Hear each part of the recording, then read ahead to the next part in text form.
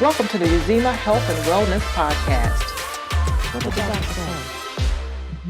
I think that you pretty much summed up the three main categories. Lack of education from well-meaning physicians, because we all have not had the opportunity to take care of sickle cell patients. I actually did at Grady Hospital in Atlanta, so I understand how they were treated and some of the rebuffs that they receive on certain on the internal medicine service, unfortunately. And even in medical school, we read about it, but until you've taken care of a sickle cell patient, do you really understand the challenges? And also, I think that part of the challenge too is that, again, they've been having this disease process since birth. They've been in and out of the hospital, so you also have some power struggle. And unfortunately, some physicians don't take well to that. And so it begins to have another dynamic that inhibits or prevents good management, as we say, or interferes with quality of care.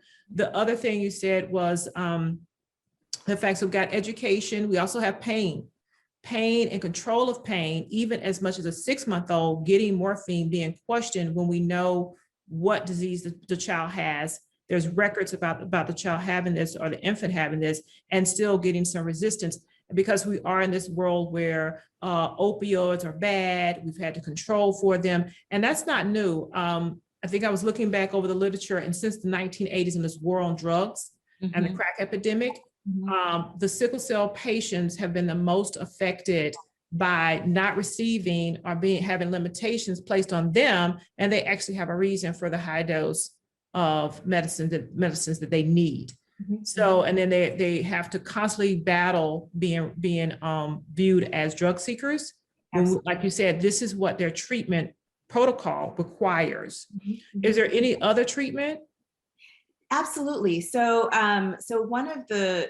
first of all, as a pediatric hematologist, and I would say many adult hematologists who are knowledgeable about sickle cell disease as well, we try and employ a large variety of therapies. So certainly opioids can be effective, and they can be incredibly useful. But they should be used in concert with anti-inflammatories, for example, with topical therapies like heat and topical anesthetics. They should also be used with, we're really trying to get into mindfulness practice. And so visualization, calming techniques, because all of these things, having your mind in the right place when you're feeling at your worst, really important for helping you get back to feeling your best.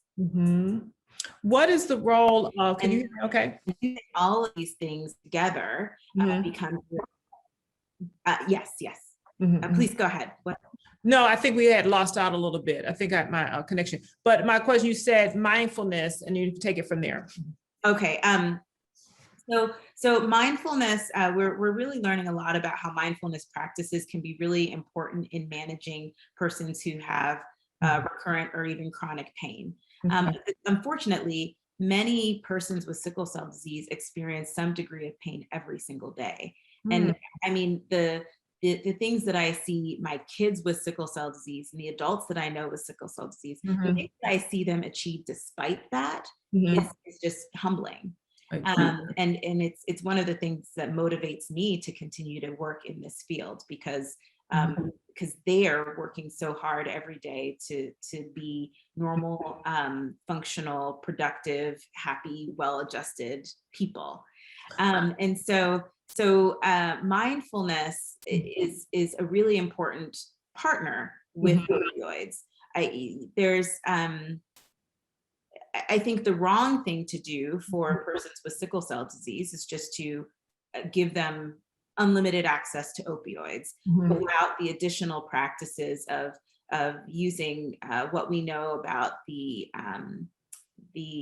physiology of the disease to incorporate other pharmacologic therapies, and also to employ mindfulness, to employ coping skills, distraction skills work great for kids, to employ the full breadth of what we have Mhm. to really get at this terrible pain. Hi, Uzima family. If you like what you're seeing and what you're hearing, subscribe to our channel. Hit the bell icon below to be notified of our recent videos. What the doctor say?